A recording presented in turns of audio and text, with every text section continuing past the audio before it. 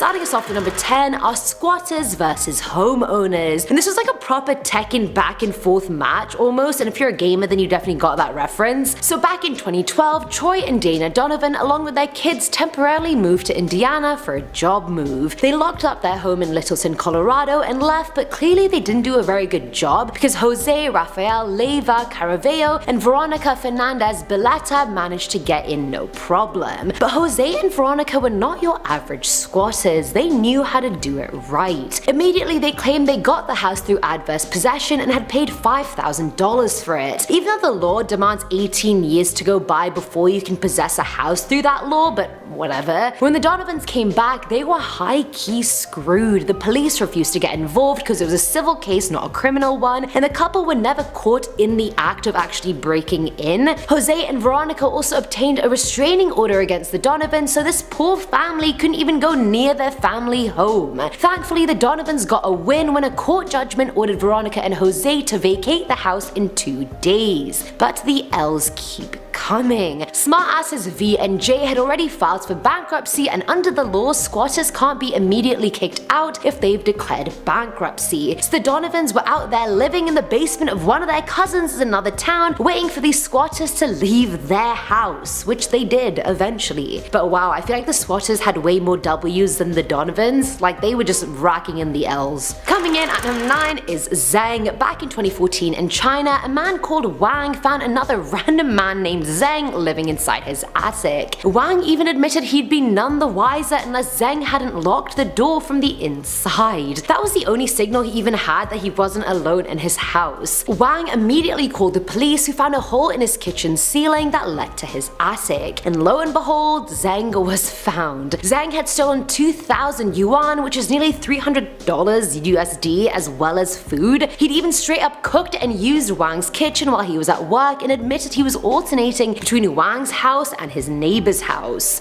Why don't you just get your own house instead of alternating between other people's and stealing their food and money? Come on, Zheng, do better.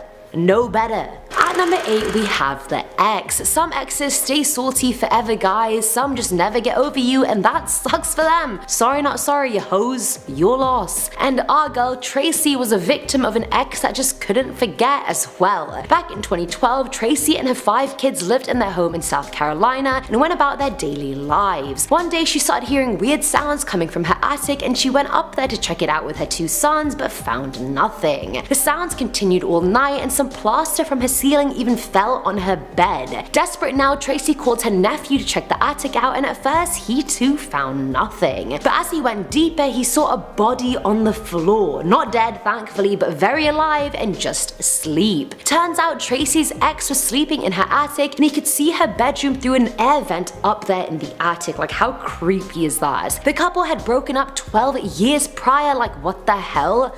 12 years, man, get over it. Get on Bumble, get on matrimonial.com, I don't know. Tracy had no idea how long he had been up there for, but he had helped her put in new doors the year before, and he had also stolen her car. He ended up leaving his feces and urine in her attic as well before running out of the house, never to be seen again. Bruh, if he's out here stealing your car, do not invite him to set up doors in your house. Get a restraining order, Tracy. Filling our number 7 slot is the closet fiend. So in Feb of this year, Maddie, who's a second year at the University of North Carolina, noticed that her clothes were going missing. She initially asked her roommate if she had borrowed anything, but she denied it. The girls then discovered unknown handprints on their bathroom wall, so they got even more worried that there was a ghost in their house. Which, I mean, fair enough, I would think the same. Which honestly, that may have been better than the reality, I'm not even sure. One day, Maddie had some rattling coming from her closet, so she thought maybe it was a rat or something. She called out asking who's there, and someone actually answered saying, "Oh, my name is Drew." Firstly, if you thought it was a rat, why are you talking to it, Maddie? Is it gonna answer you? No. Either way, Maddie opens the closet door and finds this Drew guy in there dressed head to toe in her clothes, and he even has a bag in his hands just full of her clothes. Now, I don't know what conversation ensued between them, but Maddie called the police, and while she waited for them, Drew just kept commenting on how pretty she was while wearing more and more of her clothes. He was later identified as Andrew Swafford and was arrested and charged with 14 misdemeanors. Oh, just imagine someone living in your closet. Like, I have 2 closets in both bedrooms in my house, and if anyone was living there, I would actually shit my pants. Now at number 6 is The Thief. So this one took place back in 2008 in Japan. The unnamed house owner concluded he must have been the target of repeat burglaries because his food was continuously going missing. He decided to install security cameras in his house and link them to his phone, and from them he saw a woman walking around his house making herself perfectly at home. Excited, thinking he had caught the thief, the homeowner called the police, and after a long search of the home, officers found the woman hiding in a built-in cupboard. There's only enough space for her to lay down, and she had some plastic water bottles around her as well. The woman was 58-year-old Tatsuko Horikawa, who claimed she had nowhere else to live and decided to live in the closet a year prior when the homeowner left the front door unlocked. Now apparently she hadn't stolen any of his money, but she had been eating his food and using his shower and bathroom. Like, okay, even if she didn't steal money, she was still living in this house that wasn't hers for a year. Coming in at number 5 is The Stoner. I feel so bad for the grandma involved in this story. Like, she was probably just trying to live her retired life, have some good vibes, but someone just had to ruin it. They just had to. Back in 2014, 73-year-old Velma Kellen felt that the front part of her Washington home was just way colder than the rest of her house. To compensate, she bought another furnace, but that didn't fix the issue. So Velma called in a repairman who discovered it wasn't heating or the furnace that was the issue. Some random person was living under Velma's house and had actually cut all her ducts to redirect the home's heating to the basement. You don't even pay rent, mate. How dare you?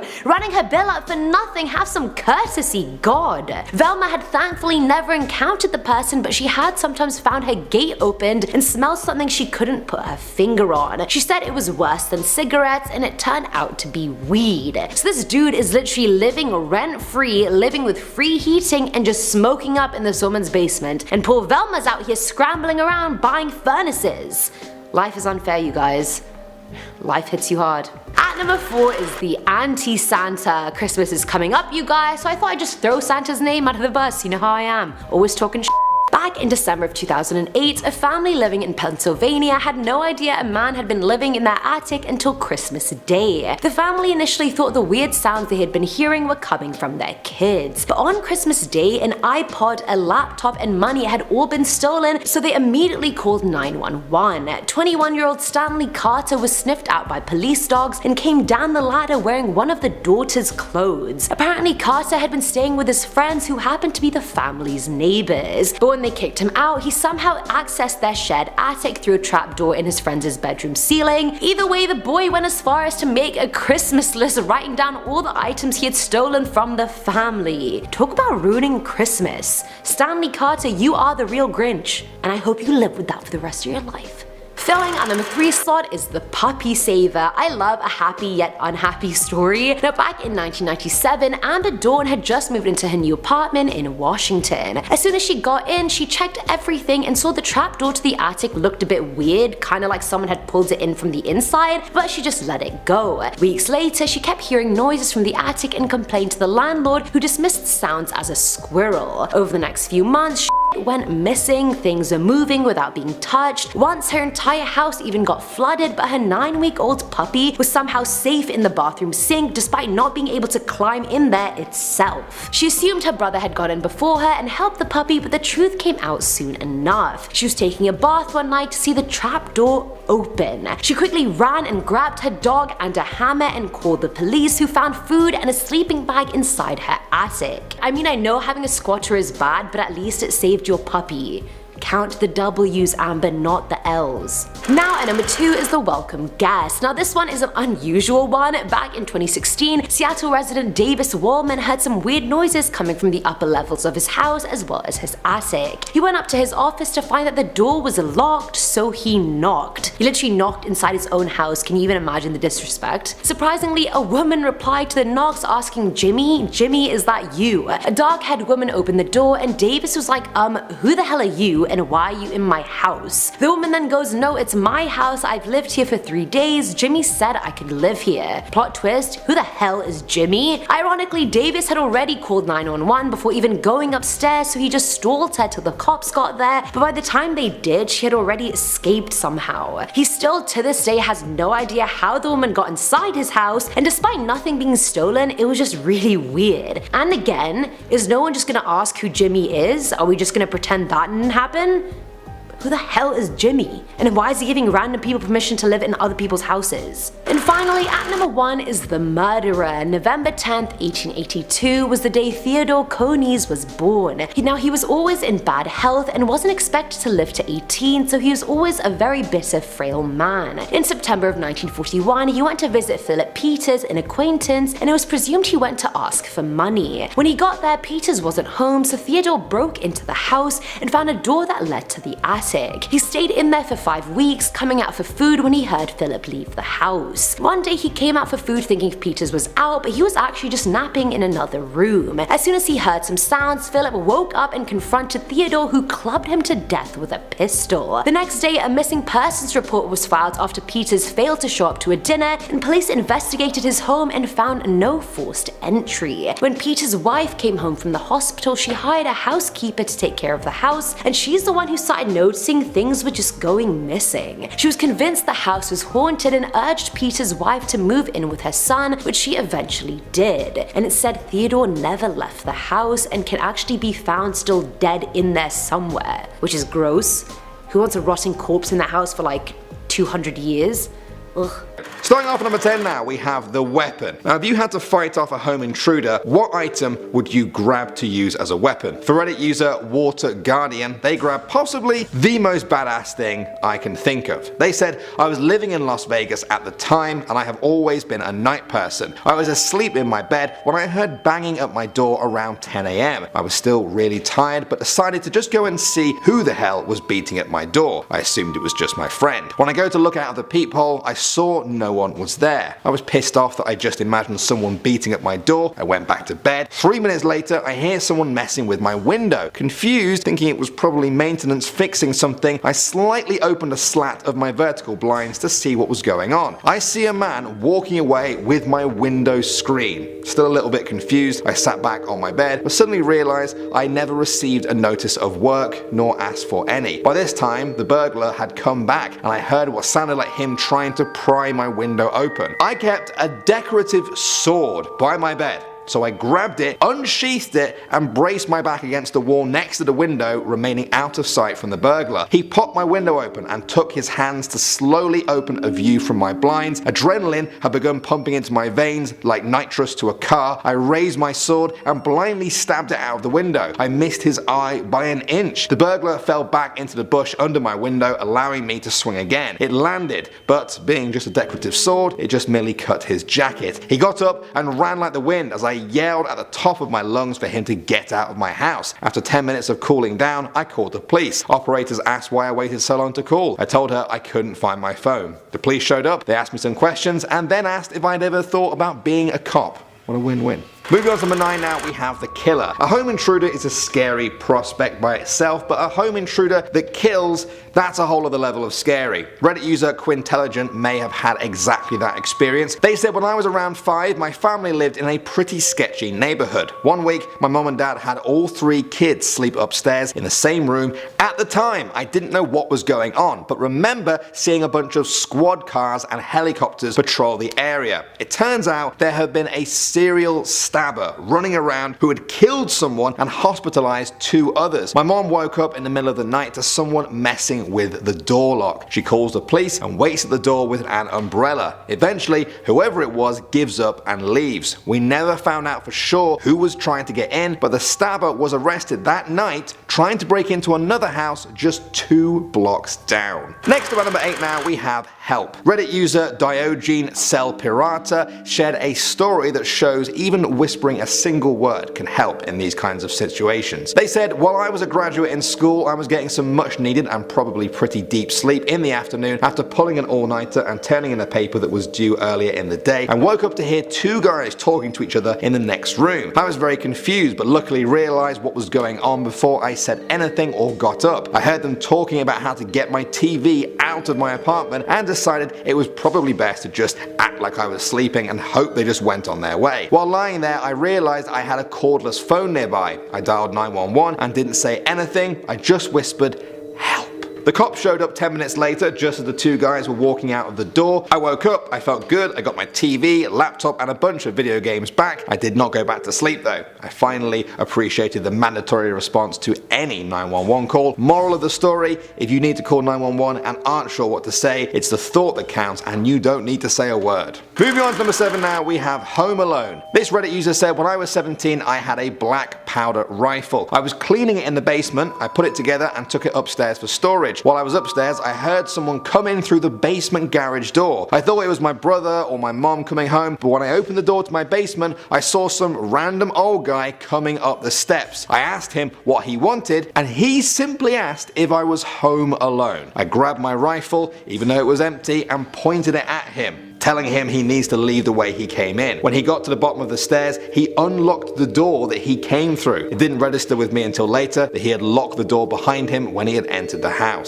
Next up at number 6 now, we have the superhero. This one comes from Nickled92, and although it's scary, it does have a wholesome end. Just wait. They said, I was 12 years old, hanging out with my dad, watching a movie at around 1 AM. All of a sudden, there is a pounding on the door. My dad gets up and twists the knob. As soon as he does, the door flies open and a mountain of a man throws the door open. My dad is pretty big himself, but gets knocked to the floor, but happens to grab the guy's shirt on his way down. They start wrestling and fist fighting in the entrance of the doorway. I'm standing at the top of the steps looking down and watching all of this in slow motion. My dad started screaming at me to get his shotgun out of the closet. I ran upstairs, I grabbed the shotgun, ran back to the top of the steps and pump around into the chamber. Immediately after hearing that sound, the guy tries to run away, but my dad holds him down on the ground. At this time, my neighbors had heard the yelling and scuffle and ran over. They called the police while my dad is holding this guy against the ground, and me, a 12-year-old kid, aiming a shotgun at the back of this dude's head. The police end up coming with their guns drawn, and I put the shotgun on the sidewalk. This guy ends up getting arrested and supposedly had just gotten out of jail for a strong-arm robbery and battery. I can't even imagine what would have happened if I had been alone, considering my dad has worked third shift my entire life, but it just happened on one of his nights off. My dad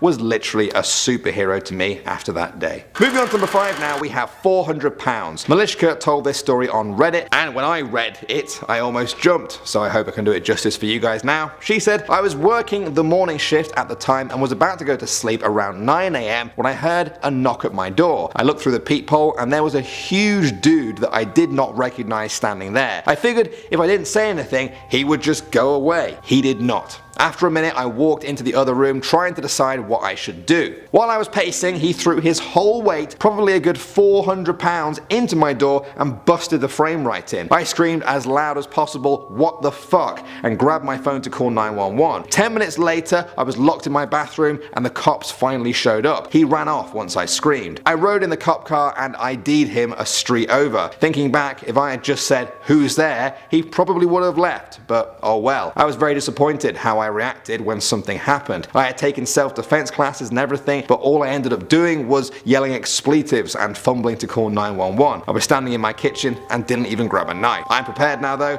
As a 23-year-old girl who grew up in the suburbs where nothing bad ever really happens, it sucked. I promptly moved house. But now we have the afterthought. This one comes from a Reddit user who said that when it came to their home intruder experience, what happened after was actually scarier than the experience itself. They said, my brother had just left with his friend, so I was home alone at around 7:30 PM. I was sitting on my bed with my dog when the lights go out in my house. I'm thinking my city must have just experienced a power outage, so I leave my room and start walking around the living room. After about 3 minutes of using the flashlight app on my phone, I head back into my room with my dog and lock the door. So I'm in my room watching a YouTube video when I hear something break. Normally I'd never think someone would try to break into my house, so I said the wind probably blew something over. Now my dog is snarling and I shush her when I see some lights going under my door. Someone tries to open it, but luckily I had it locked. When they go into another room, I sneak up to my door and place my ear next to it. I hear a voice saying, "Grab the laptop." I'm freaking out, but still have doubt that someone would actually break into my house. I was thinking my brother came back with a friend and they were looking for stuff, so I yelled, "Who's out there?" No response, so I said it again, "Who's out there?" When I didn't get a response that time, I just yelled, "Get out of my house, I'm calling the police." I call and the police arrived maybe 3 minutes after. The front door was broken into. The robbers took a stack of quarters and a camera. What scared me the most wasn't the experience, but what my mom said to me afterwards. She said, "Thank God the robbers weren't professionals, or they might have broken into my room to shut me up." I had nightmares for a couple of days just thinking, what if they did try to break into my room? The whole experience was frightening, but if anything, I'm glad it happened to me instead of one of my cousins. Coming at number 3 now, we have the good boys. Alright guys, if you can get through this story, I'll have a picture of some dogs for you at the end of it. I promise. This one comes from Reddit user KCURTP. He said, "My wife was at home without me. Midday, she's in the front room of the house in the living room. She hears the gate to our private fence open and then close. She looked out of the window to see a man she didn't know walking along our house through the backyard. Our dogs were both home with her. We had a boxer and a boxer Rottweiler mix. She went to the back of the house to lock the back door, but by the time she got there, the guy had already started to open the back door. She tried to push the door shut on him, but he was much bigger than she was, and he pushed his way into the house, knocking her on the floor. Both dogs jumped over her. One of them actually used her as a launching pad and broke one of her ribs and went at the guy. Both dogs connected and latched on and began to tear his arm and leg up pretty good. My wife had the wherewithal to get her phone out and call 911. The guy tried to leave and run, but our mutt pulled him into the house and kept him until the police arrived. My wife was finally able to pull both dogs off him and get away once the cops arrived. He was charged with breaking and entering as he had broken our gate. He spent 3 days in the hospital getting 2 surgeries to repair his arm and leg from the dog injuries. He deserved them. Since then, we have always had large dogs. We now have a boxer and 2 English Mastiffs. My wife still gets edgy though when home alone. Next up at number 2 now, we have the Archer. This story comes from Reddit user Torchit, and it could have been in a weirdest home intruder stories, but it's also scary, probably for the intruder. You're about to see why. They said, "I do traditional archery. I also sleep naked." This will be relevant points in about 20 seconds. "My last house wasn't in the nicest of neighborhoods. Not bad, but not really the kind of place you'd want to leave a door unlocked. Luckily for me, I remembered to lock the door, but forgot that I'd burned something in the oven earlier and left the kitchen window cracked. I lived alone with my 2 cats, but my tomcat might as well have been a guard dog. At about 2 in the morning, I heard my cat going crazy in the living room, and I knew something was up. So I grabbed my bow off the wall and knocked an arrow. I walked into the living room quietly, flipped on the light, and behold, a young man, half in, half out of my kitchen window, straddling it like a horse. It's not an easy window to climb through. The sill is about eye level. I drew back to my anchor, lined up my shot, and said, 'Wrong house, mother.' He stared at me completely dumbfounded for a moment, considering that he'd just been caught in the act of breaking into a house by a 62-inch bow-wielding woman wearing nothing but socks. I think he handled himself quite well actually. He promptly rolled out of my window and beat feet. I drew down, rehung my bow, got dressed and called the police. I don't think they believed me, and the guy was never found." And finally, number 1 now, we have the runaround. Our final story today comes from Reddit user Kasek04, who said, "My mom was outside mowing in the middle of the day and I heard the phone ring. I ran downstairs to try to answer it, missed it, but then saw a tall man stand up in the back room of the corner of my eye. I ran downstairs to try to answer it, missed it, but then saw a tall man stand up in the back room out of the corner of my eye. I was a little kid, so don't ask me what I was thinking, but I went to guide him to the front door to get out of my house. My mom walks in from the back door, the guy runs upstairs, and she immediately can tell from the look on my face that someone is inside the house. She grabbed a butter knife and began chasing him around the house. The guy must have been high. He was so scared, he was begging her to not hurt him. He ended up getting away, but not before my mom cut him because she was trying to hold on to him until the police arrived." Yeah, that's creepy. Can you guys imagine being a parent and just catching a glimpse of someone running upstairs after they were just talking to your kid? That would give you nightmares for years. Starting off this countdown, we have the secret roommate. A group of Ohio State University students kept waking up in the middle of the night by strange noises coming from their basement. They also noticed that their cupboard doors would open up by themselves. Upon investigating, they found that their basement had a trap door which led to a secret room. And guess what? They found that someone had been living there. The room had textbooks, a TV, and a bed. The secret roommate turned out to be the previous resident's cousin. As a result, the students evicted this dude and changed all the locks on their house. I'm just wondering how this guy got in and out without being caught, because there was no other exit or entrance, so he would have to go through the front door. Like, how is he that stealthy? Well, I guess not that stealthy because he was caught. But also imagine taking a date home to that place and being like, here's my place, just come on through this trapdoor. In our 9th spot, we have the Franklin Castle. The Franklin Castle, otherwise known as the Tiedemann House, is a mansion located in Cleveland, Ohio. Built between 1881 to 1883, this mansion was first home to Hans Tiedemann, his wife, and kids. This mansion has 4 stories, more than 20 rooms, and 80 windows. Apparently, there are a couple of trapdoors all throughout this house, some of which have been removed for being way too dangerous. It's also said that the castle had hidden rooms and passageways that were used for bootlegging during the Prohibition. Now, what I failed to mention is that this castle is haunted. Yep. One of the owners of the house reported several encounters with ghosts. They even attempted exorcisms and had a ghost hunted group investigate the property. In 1975, human bones were found in the closet. It's thought that maybe they were planted there as a publicity stunt, but we still don't know. So imagine going through the trapdoor only to be encountered by a ghost.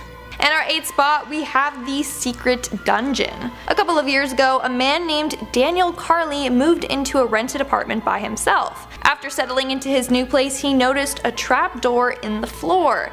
It was filled with a bunch of clutter like old movies and painting supplies. However, when he moved all that stuff, he found stairs leading into a whole underground dungeon. Now this place was huge. It led all the way under his neighbor's apartment as well. There were endless nooks and corners. One of the things he found down there was a piece of newspaper from the Sun dated back to 1984. The whole spot is pretty cool though. Like if he did some renovating and redecorating, he could have like a sweet little secret party room. Coming in at number 7, we have the Mysterious Tenant. I don't know what I would do if I figured out some person was secretly living in my house with me. I feel like I would just move ASAP. Well, this is exactly what happened to this next individual. This student decided to move into a house in New Mexico. However, he started to hear weird noises coming from under his floorboards. Upon investigating, he found a trapdoor underneath his pantry.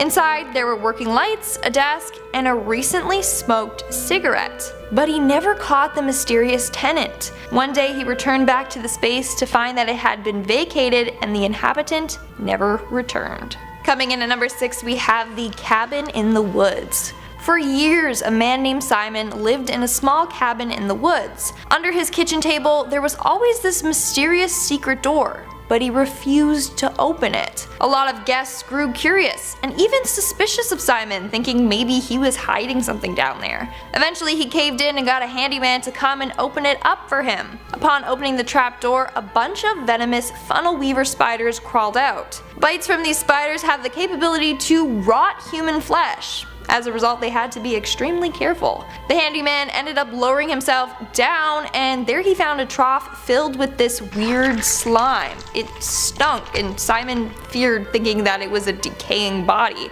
Thankfully, it wasn't. Upon further investigating, the man found a secret hole in the wall. In there was a pile of charred remains. There was no furnace down there, so they were concerned about why someone was burning stuff down there and what the remains were. Personally, I don't think they were roasting marshmallows down there. We are now at our 5th and halfway mark with the Armed Room. A man whose identity is being kept a secret noticed a weird trapdoor in the basement of his house. And boy was he shocked at what he found. The space was lined with ammunition and empty gun cases. There were tons of boxes all filled with live rounds. Now, there were only the gun cases and no guns, so this made him wonder where all the guns are and why the owner left this much ammo. Like seriously, what was this dude preparing for? But that's not all. He also found a grenade without a pin in it. Thankfully, the powder was all drained from it, but still, that's enough to give someone a heart attack. The man also found a safe which he was unable to open, but he did say he was going to get a professional locksmith to open it, and then he would update us when it was opened. But this was a while ago and there's still no update, so hope this dude's alright. Moving on to number 4, we have the Religious Hideaway. One drunken evening, the Farless family decided to pry open a metal grate in the floor of their home. Inside, they discovered a mysterious brick room which appeared to be a chapel. On the floor lay a wooden cross, and along the walls were pews made from bricks. It's thought that this room was a hideaway for persecuted Catholics. It's pretty creepy, but also really fascinating. They also found an old chest that had newspapers and bottles dated back to the 1930s. In our third spot, we have the hidden tapes. In 2014, the Reddit user Lumberjack documented his findings of a trapdoor in his attic. This led to a crawl space with an all-black locked door. Behind the door, he found a room in which the walls, floor, and ceiling were all completely covered with soundproofing boards and plastic tarp. So basically it's like Dexter's Hideaway. He also found a briefcase containing an old jewelry box and some mail. He also found a safe containing a bunch of tapes. One of the tapes was labeled "No, No, No." He ended up turning the evidence over to the police and had to remove his original post because apparently his findings were relevant to an ongoing case. In our second spot, we have the hideaway. Upon moving into their home, a group of Norwegian students were told by their landlord that a secret hiding place was somewhere in their house. Being curious, they started investigating and looking for it. That's when they noticed a trapdoor in the ceiling. But they didn't find anything too fascinating there, just old IKEA bags and a dirty rug. But then they noticed a hidden panel in the wall. In the panel, they found a secret hideout from World War II. Inside this hideout was a sign that read, "If you have a bad stomach, then you do not have access." They also found a makeshift alarm to warn of intruders and a very old map of Europe. And in our number one spot, we have the Murder Castle. The Murder Castle is the name given to the home that serial killer H.H. Holmes created. Herman Webster Mudgett, otherwise known as Dr. Henry Howard Holmes, or H.H. Holmes, moved to Chicago in 1886 and got a job as a pharmacist under the name Dr. H.H. Holmes. However, he was killing people in order to steal their property. He got his employees to write him down as a beneficiary so that he would get all the money after he killed them. Then he would sell the bodies of his victims to medical schools. He then took this money to create an elaborate home filled with secret passages, trapdoors, and booby traps. The trapdoors in his home would open up and drop his victims into the basement, where then he would kill them. Eventually, he admitted to 27 murders, but officials believed that he killed closer to 200 individuals. Alright, coming in at number 10, we have the cross-dresser. On the date of filming this, the incident happened just last week at the University of North Carolina. The student, identified only as Maddie, thought her apartment was haunted. She had told her friends that sometimes her clothes would go missing, and sometimes she would see weird handprints on the bathroom mirror that she was certain weren't hers. One day she heard noises in her closet. Bravely, she pushed against the door and said, "Hey, who is there?" The spirit answered. They said, "Oh, my name is Drew." It turns out it was no spirit, it was a 30-year-old man named Andrew Swafford. She said he had begged her not to call the police, and he asked if he could give her a hug as she was, I quote, "so pretty." Eventually she let him go, but called the police after he left. He was found and arrested for breaking and entering. Okay, this guy in Tokyo had a much more enduring ghost. Coming in at number 9, we have the Japanese stowaway. In 2008, a 58-year-old woman was found living undetected in a man's closet. It seems the homeless woman had been taking refuge in his home for a year and was sleeping up in a wardrobe. The man, living in Kasuwa town, was freaked out when food started to go missing and things in his home seemed out of place when he returned from work. Eventually, he thought he was going mad but decided to set up CCTV footage. He wondered if he would capture a ghost on camera. Instead, he found the cause of all of his problems, a woman. When the police arrived at his home, they found Tatsuko Horikawa, who had been living in a large cupboard drawer for a year. She said she found the house unlocked and decided to move in as she hadn't got a home. Coming in at number 8, we have the ghost robber. This is ridiculous. This absolute tit decided to rob an off-licensed liquor store but thought that they could pass off their wrongdoing as the actions of a restless spirit. CCTV footage at a store in Anniston, Alabama captured a ghoul. Although it was no ghost, it was a man in a rudimentary ghost costume. Let's have a look at him in action. It seems his costume actually got in the way of him stealing anything, and by the time police arrived he hadn't actually pocketed any stolen booze. He did however have time to get away, like a ghost in the night. A very laughable ghost in the night. What a fool. Coming into number 7, we have the silent killer. In 1921, a woman, Mrs. H, went to her doctor because she was worried she was going mad. She was a realist and she didn't believe in ghosts, so she thought the explanation behind her hearing footsteps at night, her feeling weak, and even seeing things out of the corner of her eye were that actually she was unwell. Her resolve against ghosts began to waver when her husband started feeling and seeing strange things too. He even woke up in the night convinced that someone or something was trying to strangle him. Something was killing him, that's for sure, but it wasn't a ghost. It is what is known as the silent killer, carbon monoxide. It turns out that actually they had a faulty furnace that was leaking the poisonous gas and led to their hallucinations. Now, a lot of the times when people think they see ghosts in the modern age, it does come down to carbon monoxide. Coming into number 6, we have the ghost of the spittoon. I actually really like this story. Chopper was an unwanted spirit presence that took up residence in a dental office in the city of Neutrubling in Germany. Did I say that right? Germany, are you watching? Neutrubling? In 1981, Chopper made himself known by pestering patients and dentists. Initially, he would interrupt phone conversations with Dr. Kurt Bascheitz and his assistant Claudia. What started as a hijack of the phone lines turned into a real-life haunting when the ghost then began to both taunt and haunt patients in the dental office itself. Its voice appeared to be coming from none other than a spittoon. Chopper was a nasty male who spoke absolute profanities, except to Claudia.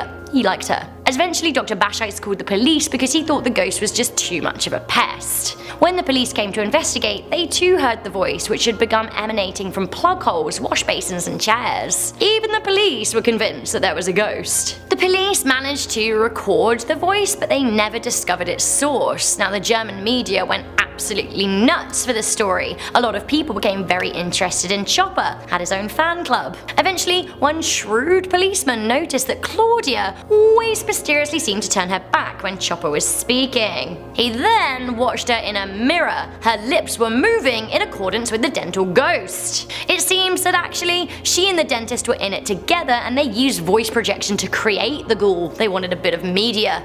Good thinking. Claudia then admitted that she was behind the spook, and eventually she changed her name and became a recluse, so not great for Claudia. Coming into number 5, we have the raccoons. A lot of homeowners who report hearing strange noises in their attics at night turn out to have something arguably more worrying than a ghost in their roof. As animals like squirrels, mice, and raccoons are nocturnal, they can usually be heard between 12 and 5 AM, leading people to believe that the witching hour is responsible, but actually, it's pests. While I think a family of raccoons in my roof would be cute, they actually can destroy the place and they can bite through insulation and poop anywhere, so it's a bit of a hazard. Also, the cost of these intruders can be very scary. Coming into number 4, we have the graveyard intruder. A man pretended to be a ghost in a graveyard in order to spook mourners who came to visit the final resting place of their loved ones. Like, literally, who does this? Anthony Stallard. That's who.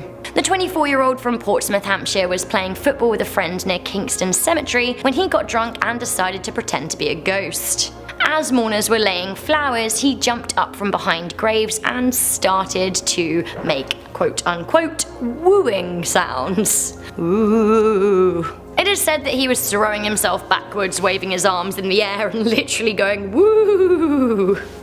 He was arrested and had to pay a small fine and a victim surcharge to those he disturbed. Obviously, this was a drunk English guy playing football in a graveyard. Honestly, who else? Coming into number 3, we have the living ghost. A 13-year-old girl was abducted by a so-called living ghost, Jake Thomas Patterson. The 21-year-old had been living off the radar in the woods in Wisconsin for years and managed to evade the authorities' attention for years more. He selected the teenager Jamie Close after he saw her boarding a school bus. What a sicko. He silently stalked her, planning to kidnap her. Now one day he shot her parents dead and stole her away to his woodland cabin. The authorities failed to find her until 90 days after her capture in late 2018. 90 days later, she did, good on her, manage to escape. Now the man, dubbed a living ghost by the authorities, was tracked and arrested and formally charged for 2 counts of intentional first-degree homicide, as well as kidnapping and burglary. Honestly, I feel so sad for this girl. Coming into number 2, we have The Ghost in the Hall. This absolute horror show was posted on Reddit in late 2018. The title was "My brother saw a ghost as a kid. 2 decades later, I realized what he actually saw." Sounds very dramatic. Posted by Florianza, the story goes that when he and his brother were kids, they used to be freaked out when they needed to use the toilet at night because they didn't want to be in the hallway. They thought that they saw a man staring in the hallway through a big window that overlooked a balcony. The man had a striped shirt and jeans, and his younger brother was totally convinced it was a ghost. Years later, now grown up, the elder brother was talking with his mum, who brought up that one night she woke to see the same man looking in the hallway. He was looking through the window, and she decided to call the police. Now, she hadn't told her kids at the time because she didn't want to freak them out, but the police said that the man could be an escaped felon on a murder charge. Later, a man matching that very same description was caught by the police. Finally, one of the weirdest unsolved murders that hinges on a ghostly intruder, we have the Hinterkaifeck murders. This is such a strange one. I first heard about this on an episode of Lore. If you don't listen to that podcast, I absolutely love it. In March 1922, 5 members of a family and their maid were murdered in Bavaria. Was it a ghost in the attic that killed them? Now, the case is still very much an unsolved mystery today. The family were troubled, and there were rumors of incest between the father and the eldest daughter, Victoria. Victoria had children, and sadly her husband seemed to have died during the First World War. Only some of her children were born after his death. Suspicious. One day, Victoria discovered footprints in the snow leading from the woodland right up to their home, but there were none walking back. Now, she didn't recognize these footprints. Had someone got into the house and not left? Now, the family did actually start hearing footsteps in the attic as if someone may have broken in, but when they searched the house top to bottom, nobody was found. Backtrack a year, and one of the family's maids stopped working for them as they had become convinced that the home was haunted.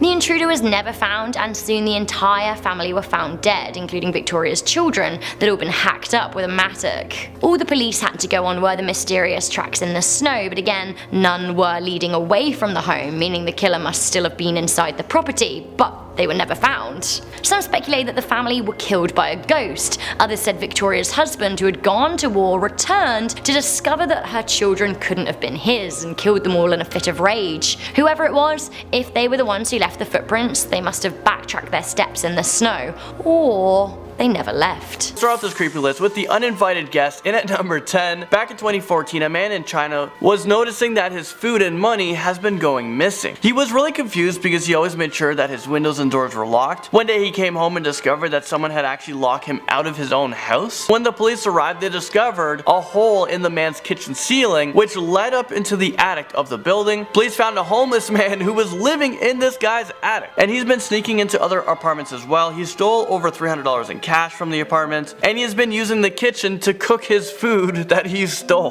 Whenever they go to work, this guy just comes downstairs from the attic and just cooks. A woman finds her ex-boyfriend living in her attic, and she sneaks her way into number 9. A woman discovered that her ex-boyfriend, who is fresh out of jail, had been living in her attic for quite some time. She broke up with him about 12 years ago, just before he went to prison, but he was completely obsessed with her. While in prison, he wrote to her constantly, so when he got out of jail, he moved into her attic without her knowing. This is an obsession. He was there for a while because there was 44 cups filled with urine, and he positioned himself near a vent in the ceiling of the master bedroom so he can watch her sleep. This might be worse than having a stranger living in your house and not knowing it. I mean, why did he go to jail? Probably for being a super creepy person. Maybe went to jail for stalking, and he's doing it again. Next up, number 8, we have a woman living in a cupboard. A person living in Japan thought he was being continuously robbed back in May of 2008 when he discovered that his food began disappearing from his home. So he decided to set up security cameras, but he was shocked when he saw that there was a strange woman living inside of his closet, and she was stealing his food. It was later determined that this homeless woman was living in his home for 1 year. I mean, this cannot be real life right now, guys. Is it real life right now? She was arrested for trespassing, and she admitted to moving a mattress into the small closet, and she would even take showers. This poor man thought he was living alone, but really, he had a creepy roommate who stole his food and used up his water and his rent for free. A woman living in someone else's attic creeps her way into number 7. It's definitely not unusual to find rats,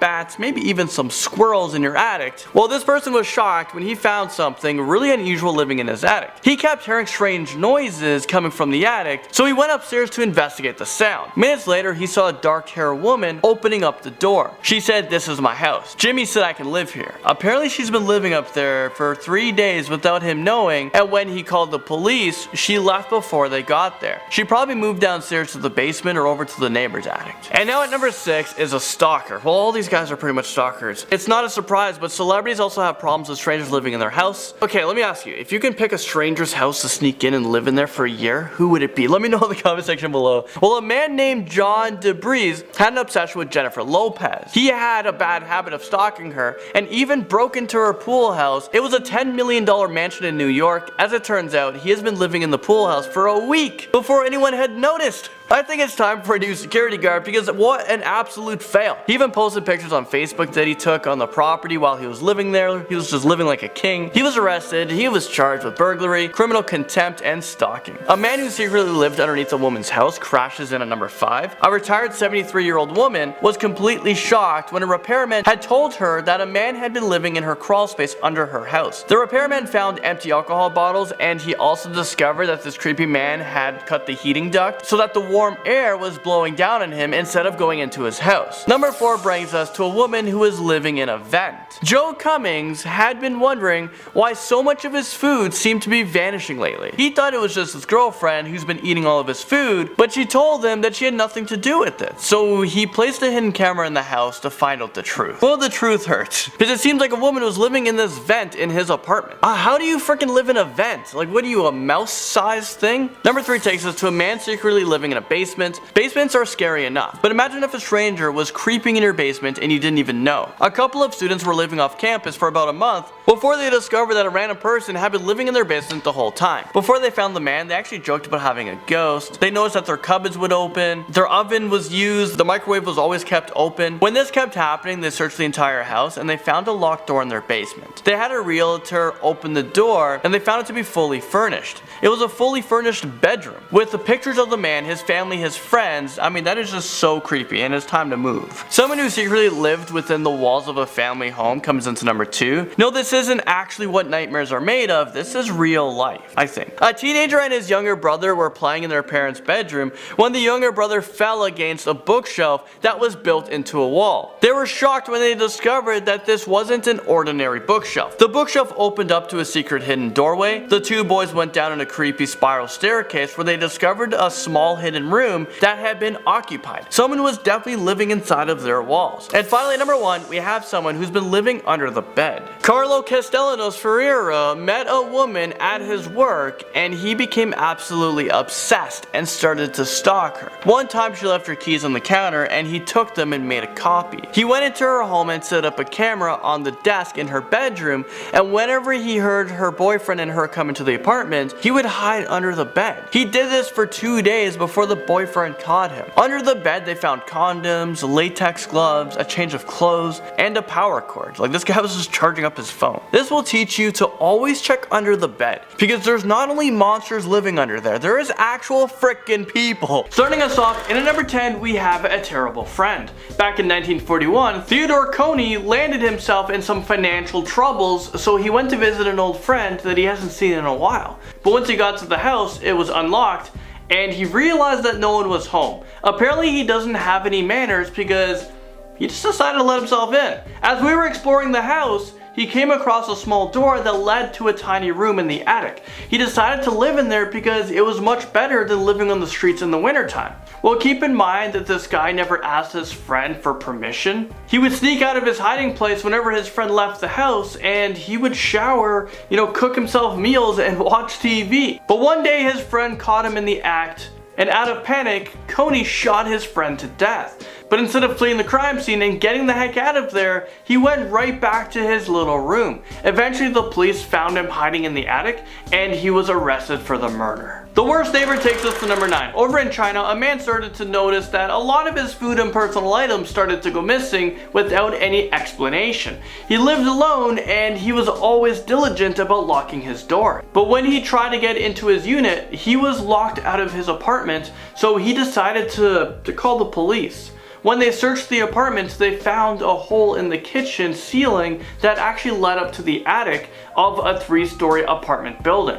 Inside of the attic, they found a homeless person who has been sneaking into people's apartments, and he would do this to try to steal money and cook for himself. In total, this guy actually managed to steal $320, but I bet he was able to feed himself delicious meals for a very long time. The stranger who claimed she got permission to live in his attic brings us to number 8. A man named Davis Wallman had no idea what he would uncover when he went to his attic one day. He went up there to investigate a bunch of weird noises, but to his surprise, the door to his own attic was locked. So sadly enough, he decided to knock on the door, but to his surprise, someone actually answered it. Who the heck are you? Why are you in my house? And she keeps kind of going, this is my house. I live here. I've been here for 3 days. Jimmy said I could live here. Jimmy said I could stay here. The homeowner quickly called the police, but the strange house guest managed to pack up her stuff and escape before the police were able to come in. How did she think that this was her house? Didn't she see all the pictures on the wall didn't belong to her? I mean, what a weird woman. Creeping into number 7, we have a crazy ex-boyfriend. Back in December of 2010, a woman was getting pretty worried because strange things started happening in her house, and she was almost positive that her crazy ex-boyfriend was the one responsible. Well, one night she went to plug in her phone, but when she went to get it, her phone was gone. She managed to call the police using a landline, and the police arrived at her house and they were able to find someone in the attic. They found her ex-boyfriend hiding underneath some old insulation. He was living there for a long time, spying on his ex-girlfriend. He took her cell phone to check if she was talking to other guys, and he watched her daily. He was arrested, and as it turns out, this wasn't the first time that he broke into an ex-girlfriend's house without their permission. Is this real life right now? I mean, wow, can this guy not just take a hint? I mean, move on. Download Tinder, maybe you'll meet someone new. But oh wait, you're in prison now, so good luck with that. Unless you can like swipe prison inmates or something. I don't know how that. Tinder for prisoners? A food thief is caught in at number 6. I think the only thing worse than having a stranger secretly living in your attic would be if they were also stealing your food. I mean, I hate to go grocery shopping, and if someone stole my food, it means I just have to go grocery shopping more often. I would be pretty upset. I mean, you're already getting free rent. The least you can do is go to the corner store and buy your own damn food. Well, for a man living in Manhattan, he was getting pretty agitated when his food started to mysteriously disappear. I mean, living in Manhattan can't be cheap. So when your expensive food starts to go missing, I'd be pretty upset as well. Which I'm gonna say was a pretty bad idea. Nothing good can ever come from accusing your girlfriend of eating your food. But anyways, I guess he didn't believe her because he set up night vision cameras around his kitchen, and to his surprise, he saw a woman climbing down from the attic and started to make herself a midnight snack.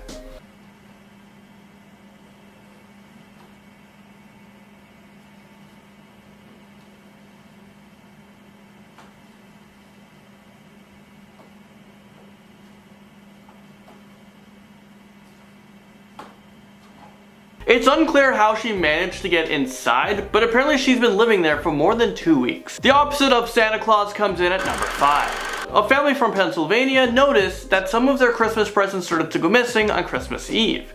They also heard strange noises coming from the attic, and they really believed that someone had broken into their house. They decided to call the police, but they couldn't find anything. On the following day, the family found footprints in the closet of one of the bedrooms that led to the attic. They called the police again. By this time, they brought a dog with them. That's when they found a man living in the attic. Apparently, he used to be a tenant that lived in the other part of the duplex, but he was kicked out, but I guess he moved back in.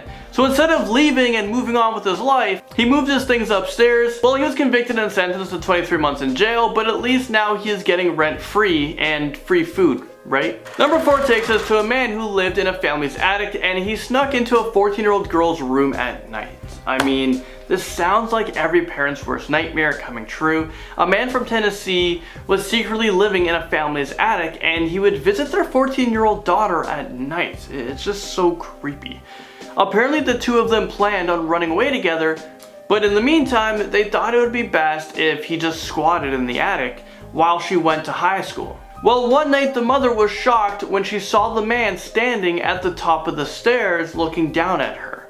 He quickly ran to the daughter's room and went up to his small home in the attic, but it was too late. The mother called the police and he was arrested for aggravated criminal trespassing. It sounds like this 14-year-old needs to be taught a lesson about picking boyfriends because he definitely doesn't sound like a keeper. An unwanted house guest is up next at number 3. Do you ever wonder what really happens in your house when you're not there? Well, for one woman, she found out the hard way when she called in sick to work and she was home all day with a stranger who was watching her every move. The day went by without anything out of the ordinary, but around 7 p.m., when she went in for a bath, she looked up towards the ceiling and saw that the crawl space to the attic was open, and she saw that someone had been watching her from the attic. Apparently this creeper has been living in her house for the past 6 months. I don't want to terrify you, but if you ever feel like someone is watching you, chances are you're probably right. A new homeowner breaks into our list at number 2. I've heard of squatters and we've seen people living in strangers' attic, but this next story takes the cake. When a man returned home from vacation, he would never thought that he would come home and find strangers have taken over his entire house. When he got home, he saw a strange dog in his backyard, and then out of nowhere, he heard a baby crying inside of his house. He doesn't have a baby. As he went from room to room, he noticed that things had been moved around. He heard people in the house, so he went outside and immediately called 911. When they knocked on the door, a strange woman answered. She was wearing his wife's clothes and acted like she owned the place. The uninvited house guest was later arrested and charged with burglary, neglect of a child, and petty larceny. And guess what? This isn't the first time that something like this has ever happened.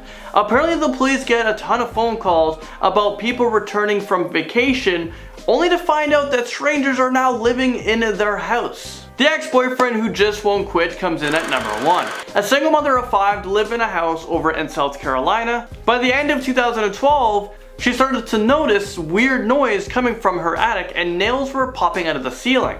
She went to the attic to investigate, but she wasn't able to find anything, out of the ordinary. She still had a pit in the bottom of her stomach and she just knew that something wasn't right. As the days went on, the plaster on the ceiling started to fall off and she kept hearing some strange noises coming from the attic. She took her nephew and she went to look in the attic again. This time she saw her crazy ex-boyfriend hiding in the corner and it looked like he'd been living up there for like almost a month. He obviously fled the scene and police weren't able to track him down. So if you guys are living in South Carolina right now, you might want to check up on your attic, make sure that this guy isn't sleeping there at nighttime. I mean, if I wake up one morning and my Oreos are gone, I'd be pretty upset. First, we have Theodore Edward Coneys. We hear a lot of contemporary stories of folks hiding in people's homes, but this incident happened way back in 1941. This is the case of Theodore Coneys, who secretly inhabited a man's attic before finally committing a horrifying crime. Coneys, a vagrant and drifter, sought refuge in the home of Philip Peters, an unsuspecting Denver resident, concealing himself within the confines of Peters' attic. Coneys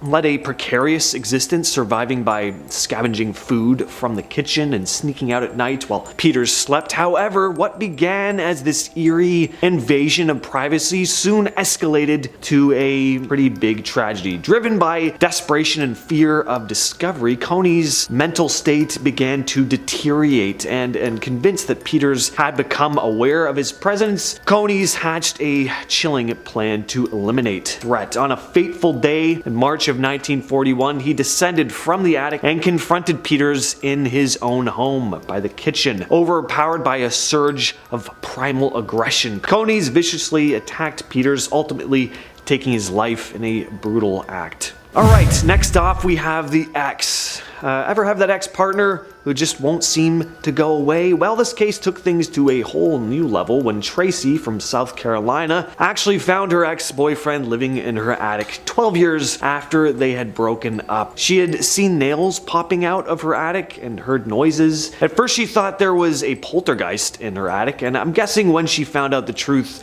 she probably wished it were a paranormal entity rather than her ex-boyfriend from over a decade ago. Yikes. Her sons and nephew found the man in the back of the attic and he booked it out of there before the police arrived. Now, what makes this extra creepy is that the guy had been doing his business up there. There were a bunch of large cups from the fast food restaurant Sonic, all filled with that yellow and brown stuff that comes out of all of our bodies. Surprised nobody noticed that the second floor of their home must have started smelling like a public bathroom. To make matters even worse, this heartbroken ex-lover also rigged the ceiling vents above Tracy's room in order to spy on her. Nothing screams romantic like spying on your ex while taking a poop in their ceiling. Number 8, we have the scammer. Catherine Lang, a 75-year-old resident of Beaufort, South Carolina, had an unsuspected encounter when she visited her newly purchased home. To her astonishment, she discovered a 22-year-old Tigra Shepherd inside the house.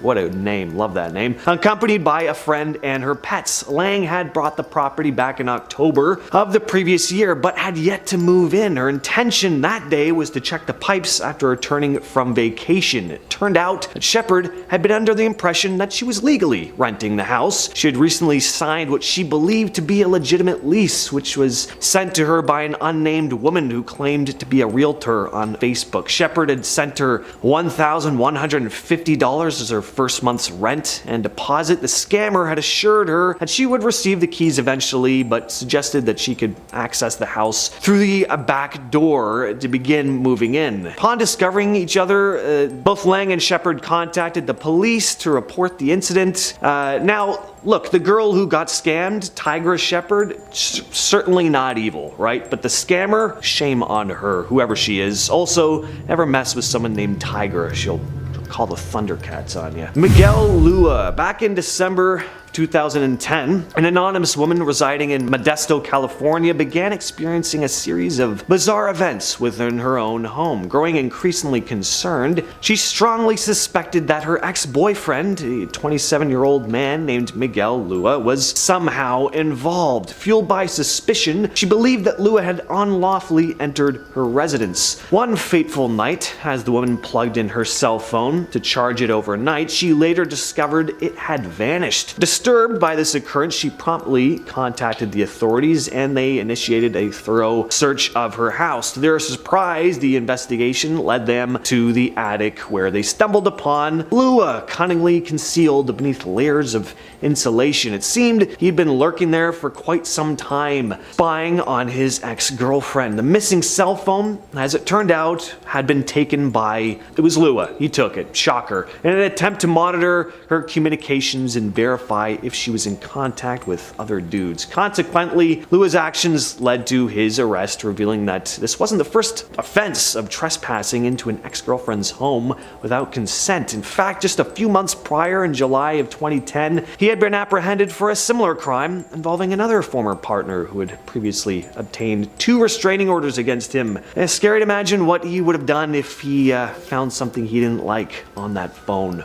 Number 6, the Attic Man. Back in 2008, the Ferentz family in Pennsylvania began experiencing peculiar occurrences in their house just days before Christmas. Initially, Stacy Ferentz attributed the strange sounds to their cats or one of her 3 children. However, on Christmas Day, their suspicions grew and several items went missing on 2 separate occasions. Once in the afternoon and then again in the evening. It became evident that someone had broken into their home, twice targeting their Christmas presents. But it wasn't the Grinch. Concerned, the family promptly contacted the police to report the incidents. Following day, an intriguing discovery unfolded as footprints were found in one of the bedroom closets leading up to the attic. Authorities were alerted and they arrived with a police dog. Together, ventured into the attic where they stumbled upon a 21-year-old Stanley Carter. To everyone's surprise, Carter was wearing Stacy's sweatshirt and sneakers along with her daughter's pants. Not sure how he fit into those, but as the story unfolded, it was revealed that Carter had been staying with neighbors which shared an attic space with the Ferentz family's home.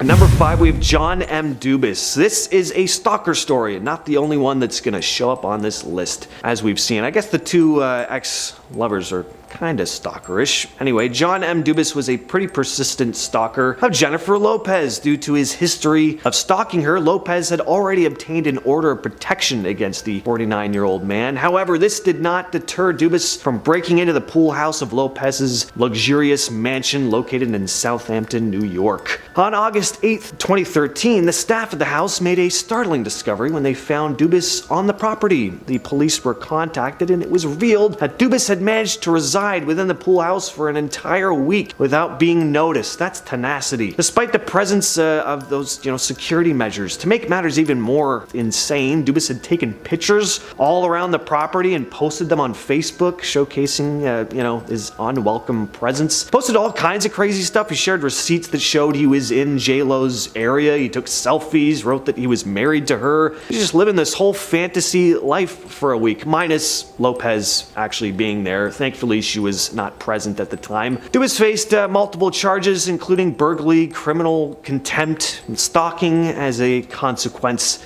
of his actions. Alright, in Yelm, Washington, a 73-year-old woman named Velma Kellen found herself puzzled by the unusual occurrences happening around her home. She would often discover her back gate open. She noticed a peculiar smell that resembled cigarette smoke but had a strange quality to it. As winter arrived, Kellen started noticing problems with the heating and called in a repairman to inspect the ventilation system. During the repairman's investigation beneath the house, everything quickly snapped into place. Discovered that someone had been squatting in the crawl space. Not like exercise and squatting, but they had been, living down there. And they'd been utilizing the ventilation system for warmth. This unknown individual had tampered with the vent by cutting it. Inside the crawl space, there were alcohol bottles, and though the exact duration of the squatting situation remains uncertain, it's suspected that the person or persons have been living there for about a year. Under the bed. Late on Wednesday night, a Seattle couple arrived at their apartment only to be confronted with a scene of utter chaos. Lotion was smeared all over the doorknobs, a can of paint had been poured into the toilet, junk mail was torn open, and the soles of numerous pairs of shoes had been removed. The couple immediately contacted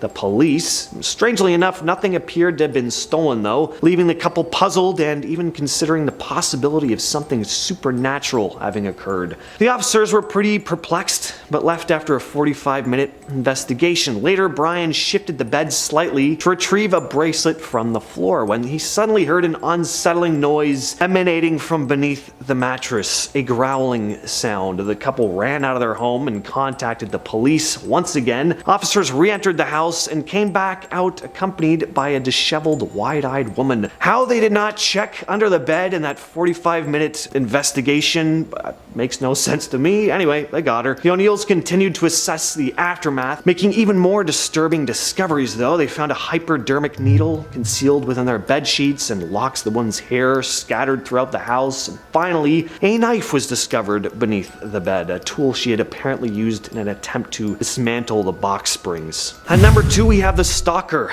Carlo Castanelos Feria and Michelle Fredenberg Onion crossed paths while working together at a hospital in Washington, D.C. Carlo, a valet, developed an unhealthy obsession with Michelle. This obsession eventually led him down a dark path of stalking. At one point, he managed to swipe her keys and make copies of them before returning them unnoticed. Then he entered Michelle's residence and planted a camera on a desk in her bedroom. When she and her boyfriend would arrive at the apartment, Carlo would hide beneath the bed. This alarming charade continued for 2 whole days until the boyfriend eventually discovered him. Upon apprehension, it was revealed that Carlo had stashed various items under the bed, including condoms, latex gloves, a change of clothes, and a power cord. He was then arrested, and a search of his home uncovered even more disturbing stuff. Among the findings were 6 framed pictures of Michelle, an additional stack of unframed ones, and a video taken from her